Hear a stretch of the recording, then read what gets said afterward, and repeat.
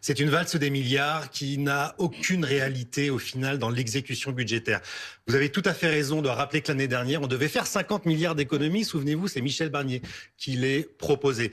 Dans le texte budgétaire pour l'année 2025, on a tout au plus, mais grand maximum vraiment, 20 milliards d'économies. Grand maximum, pas plus. Donc les 40 milliards qui sont là annoncés par Bercy, il faut d'abord expliquer que ce sont ce qu'on appelle au ministère des Finances des économies en tendance. C'est quoi la tendance? C'est la hausse naturelle des dépenses si on ne faisait rien.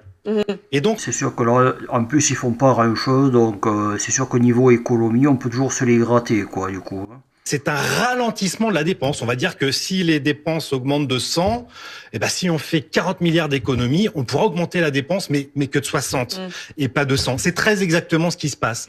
L'année dernière, on devait faire, par exemple, 16 milliards d'économies. La dépense publique a en réalité augmenté de 63 milliards d'euros. C'est-à-dire qu'on dépense, on continue. Donc attendez. Donc vous nous dites qu'on... Oui, en fait, on continue toujours plus à dépenser. Macron te dit qu'il faut faire des économies, mais en gros, il continue toujours à autant dépenser, même encore plus, quoi, en gros, quoi. dépense plus, Beaucoup plus vite. mais de façon moins rapide. Enfin, plus lentement. Je dis qu'on n'a jamais autant dépensé dans toute l'histoire de la Ve République.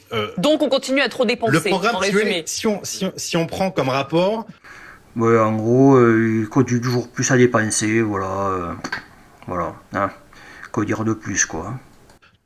Jean-Luc Mélenchon, pour le programme 2022, Jean-Luc Mélenchon qui est très favorable à la dépense publique. Il proposait sur le quinquennat 250 milliards de hausse de la dépense publique. Si on suit le rythme de la dépense depuis 2022, on sera à 320 milliards. C'est-à-dire qu'Emmanuel Macron dépense 30% de plus que le programme présidentiel de la France insoumise en 2022. Donc il est urgent d'économiser. Donc il est urgent d'économiser, c'est sûr, mais au vu du contexte politique, c'est-à-dire qu'on n'a pas de majorité à l'Assemblée nationale. Je rappelle que 2026 sera juste l'année budgétaire avant l'élection présidentielle de 2027.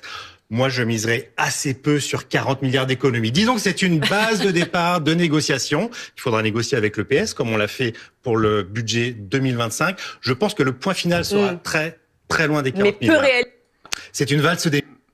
Oui, en gros, il te dit qu'il faut économiser encore plus. Et la France insoumise, qui déjà sont des gens extrêmement dépensiers, quoi. En gros, Macron serait capable de dépenser encore plus que des gens qui dépensent encore plus et énormément, quoi. Voilà, donc bon. Donc en gros, les économies, en gros, on peut se les gratter. Mais eux, par contre, ils continuent toujours à bien vivre pendant que nous, ben, on est un peu dans la mouise. Voilà, bon ben c'est tout pour aujourd'hui, à la prochaine. Allez, ciao.